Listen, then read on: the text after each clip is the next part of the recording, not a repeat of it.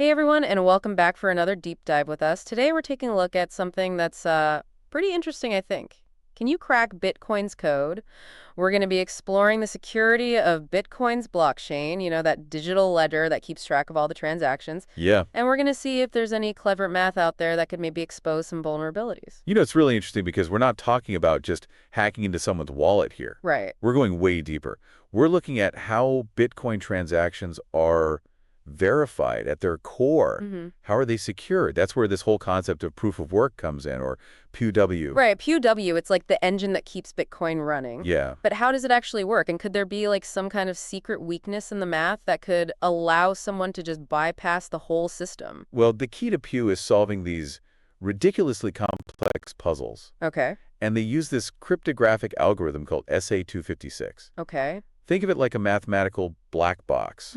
You put data in, it spits out this unique string of characters, a hash. Okay. It seems random trying to reverse that process. Yeah. So figure out what the input was from the output. Right. It's practically impossible. So it's like solving a jigsaw puzzle with billions of pieces and no picker to guide you. Exactly. Now, Bitcoin miners are basically competing to solve these, say, 256 puzzles. Okay. Whoever finds the solution first, Yeah. they get to add the next block of transactions to the blockchain, and they get rewarded with Bitcoin. Okay, so that creates this competitive system. Yeah. But is there any way to cheat? Could someone figure out a pattern in the math that would let them solve the puzzles faster? I've heard people talk about predicting nonces, those random numbers Yeah. that are a part of the puzzle. Would that be a way to crack the code? That's a really good question, and it gets to the heart of Bitcoin's security. Okay. A nonce is just one piece of the puzzle, a random number that miners just keep tweaking Okay. over and over again until they find a solution. Right. But here's the catch. Even if you could predict the next nonce, Yeah. it wouldn't break the system. Wait, why not? I thought finding the right nonce was the whole point of mining. It is, but the nonce is just one element in a much bigger equation. The rest of the data in the block, including something called the Merkle root, Okay. which is like a fingerprint of all the transactions. Right. That's constantly changing. So even if you knew the nonce, the target's moving. So it's like trying to hit a moving target in the dark. Exactly. It's like trying to pick a lock where the keyhole keeps changing shape. Wow. On top of that, Bitcoin has this thing called the difficulty adjustment mechanism, Okay. which keeps the block creation time at about 10 minutes. Right. So even with a ton of computing power, Yeah. finding those nonces is really hard. Okay, no shortcuts there. But what about this SA-256 algorithm? You said it's practically impossible to reverse engineer, but is it truly unbreakable? Are there any weaknesses? As of today, SA-256 is considered very secure. There are no practical vulnerabilities that we know of that would allow someone to crack it with the computing power we have now. But, and this is a big bet, Okay. the future of computing could change all this. You're talking about quantum computers, right? Those futuristic machines that seem to break every kind of encryption. Exactly. Quantum computers use quantum mechanics to do computations in ways that are impossible for our computers today. Right. And in theory, a powerful enough quantum computer could break SHA-256 way faster than a regular computer. Okay. But we're not quite there yet. Right. It's still a huge challenge. So it's a threat, but not an immediate one. Right. But wouldn't that mean Bitcoin could be vulnerable in the future? What are people doing about this? Well, the cryptography community is not just waiting around. Researchers are already working on new types of cryptographic algorithms Okay. that are designed to be resistant to quantum attacks. This field is called post-quantum cryptography, and it's a really exciting area of research. So the race is on to stay ahead of the quantum computers. Yeah. But let's put quantum computers aside for now. Right. SHA-256 seems pretty solid for the moment. Yeah? Are there any other ways that someone might try to crack Bitcoin's code? Well, there are always people looking for vulnerabilities. Right. And some are exploring some really out-there mathematical approaches. Okay, now you got my attention. What kind of approaches? Are we talking science fiction here? Maybe a little bit, but remember, groundbreaking ideas often start as what-ifs. Right. For example, some researchers are looking at SHA-256 through the lens of modular arithmetic. They're trying to see if there are any hidden patterns when you analyze it in different numerical bases. Modular arithmetic. That sounds pretty complex. Can you explain that a little bit? Sure, modular arithmetic is all about remainders after division. Okay. It's like a clock. Once you reach 12, you start over at 1. Okay. Now imagine trying to understand SHA-256 Okay. by looking at how it behaves in different bases, Right. like base 16 or even base 256. So it's like looking at the same thing but through different colored lenses? Yeah. To see if you notice something you wouldn't normally. Exactly. And by changing the numerical base, you might be able to manipulate the mathematical expressions in SA-256 in a way that shows hidden symmetries or vulnerabilities. Okay, so it's all about finding an unexpected angle. Yeah. What other unconventional approaches are there? Another interesting area involves fractal geometry.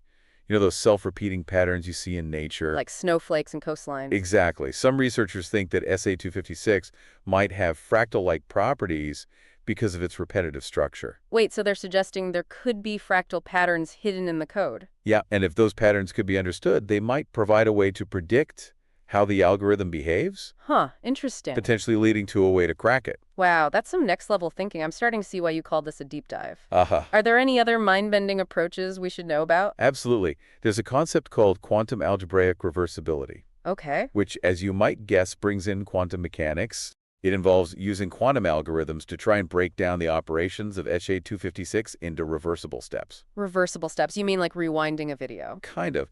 The idea is that if we can reverse each step of the algorithm, Yeah. we might be able to work backward from the hash output to the original input. And basically crack the code? Exactly. Okay, that one's really blowing my mind. And this is all happening now. People are actually researching these ideas. Yeah, these are just a few examples. It's pretty amazing, the creativity and ingenuity of the cryptography community. Yeah, for sure. But let's not get too carried away with all these theoretical ideas. Okay. It's been in the math for a while, but there's more to Bitcoin than just algorithms, right? Oh, yeah, for sure. We need to talk about mining, Right. the process that secures the blockchain and verifies transactions. Okay. And we should also address the human factor, Right. because even the best cryptography is vulnerable if people don't handle their Bitcoin securely.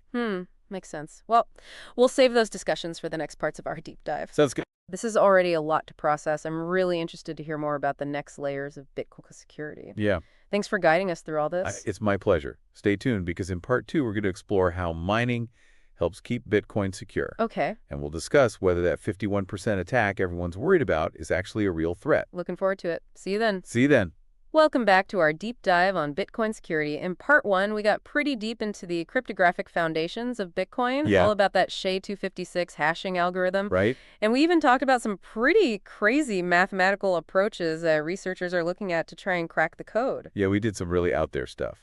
Now I think it's time to bring things back down to earth a little bit Okay. and talk about the practical side of Bitcoin security, specifically the role of mining. Yeah, mining, that's what keeps the whole network running. Right, verifying those transactions and adding all the new blocks to the blockchain. Exactly. But how does that actually contribute to security? We've touched on the 51% attack, where Yeah. someone could theoretically control enough computing power to manipulate the blockchain.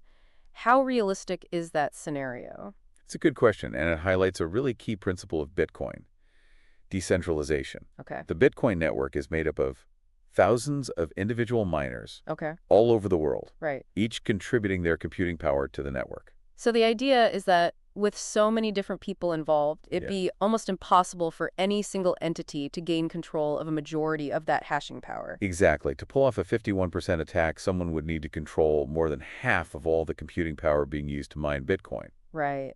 That's a huge task. But what about large mining pools where groups of miners combine their resources? Couldn't they potentially have enough power for something like that? They could, and that's a valid concern. Mining pools do exist, and some do control a large percentage of the network's hashing power. But even within a mining pool, there's no guarantee that everyone's going to act maliciously. So you're saying even if they had the power, it's unlikely they would all agree to do it? Exactly. There's actually a strong incentive for miners to act honestly. Okay. Launching a 51% attack would undermine the whole system. Right, it would crash the value of Bitcoin. Yeah, and their own investments would be worthless. So it's kind of self-regulating in a way. Right. The potential rewards are outweighed by the risks. Let's talk about energy consumption. Okay. I've heard a lot of criticism about Bitcoin's environmental impact.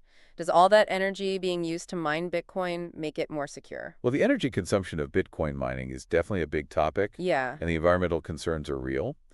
But in terms of security, the fact that mining uses so much energy does make the system more robust. I'm curious about that connection. How does using more energy equal better security? Well, mining requires a huge investment in hardware and electricity. Right. So that creates a big barrier to entry for anyone who wants to mess with the system. So it's a built-in defense. The more energy you put into the system, the harder it is to mess with it. Kind of. It makes it really expensive and difficult for someone to get enough computing power to launch a successful attack. But what about those unconventional mathematical approaches we talked about in part 1? Yeah. If someone found a flaw in SA-256, wouldn't all that energy consumption be pointless? That's a good point, and it shows why ongoing research is so important. Right. The cryptography community is always on the lookout for vulnerabilities and new algorithms. So it's like an arms race. Yeah, code breakers and code makers are always trying to outsmart each other. Okay, before we wrap up this part, there's one more piece of the puzzle we need to address. The human factor. Yeah, that's a big one. Even with all the fancy cryptography and a decentralized network, Right. human error can still create vulnerabilities. Exactly. It's like building a fortress with walls that can't be broken, Yeah. but then leaving the gate wide open. In the next part, we'll explore how individuals can keep their Bitcoin safe and how things like exchanges and wallets contribute to the overall security of the system. Looking forward to it. All right, we're back for the final part of our deep dive into Bitcoin security. We've covered so much ground. We have. From S256 Yeah, all the way to mining. to those crazy mathematical approaches that people are trying to use to crack the code. Right, some really out there stuff. But now I think it's time to talk about something we haven't really touched on yet, the human element. Yeah, that's a big one. Even with all the best tech and a decentralized network, Right. human behavior can still create weaknesses. So how does that actually affect Bitcoin's security? What are some of the mistakes that people make? Well, one of the biggest risks is how people manage their private keys. Your private key is basically the password to your Bitcoin. Right. If someone gets a hold of that, they can take your Bitcoin. I get that private keys are important, but I'm not totally clear on how they work. Can you explain that a little? Sure, Bitcoin uses this thing called public key cryptography. You have two keys, a public key that you can share with anyone, Okay. and a private key that you have to keep secret. Got it. The public key is like your Bitcoin address, Right. when people can send you Bitcoin, Yeah. and the private key is what lets you spend it. Okay, so it's like having a mailbox and a key. Yeah. Anyone can send you mail, but only you can open it with your key. Exactly.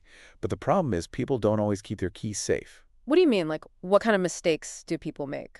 Well, sometimes people choose weak passwords for their digital wallets, Right. so they're easy to guess. Yeah. Or some people store their private keys in insecure places, like writing it down on a piece of paper Okay. or saving it on their computer. Which is connected to the internet. Yeah, not a good idea. No, not at all. It's like hiding your house key under the doormat. Right. And then there are also phishing scams and malware Oh, where yeah. people try to trick you into giving them your private key. Right, like sending you fake emails. Yeah, or making websites that look real but aren't. So you really have to be careful. Definitely security is not just about the technology. Right. It's also about being aware and careful. What about exchanges and wallet providers? What's their role in all this? That's a really important point. The security of those platforms is crucial. Because they hold a lot of Bitcoin. Yeah, they're a big target for hackers. Makes sense. So what should people look for? You want to choose reputable platforms Okay. that have a good track record of security. Right. Look for things like two-factor authentication Okay. and cold storage for private keys. Got it. So basically, do your research before you trust them with your Bitcoin. Exactly. Well, this has been a really interesting look at Bitcoin security. It has. We've learned about the algorithms, the mining, the human element. Yeah, we covered a lot. It's fascinating how all these different pieces fit together. Definitely. So as we wrap up this deep dive, what are the key takeaways for our listeners? I think the most important thing is to remember that knowledge is power. The more you understand about Bitcoin, the better you can protect yourself. Right. And be sure to practice good security habits. Strong passwords. Yeah, strong passwords. Store your keys safely, watch out for scams, and stay informed about new threats. All great advice. And don't be afraid to ask questions. Yeah, the Bitcoin community is fully helpful people. Well, I want to thank you for taking us on this deep dive. It's been my pleasure. I think we all learned a lot about what makes Bitcoin secure. I hope so. Until next time, everyone stay curious, stay safe, and keep on learning. See you then.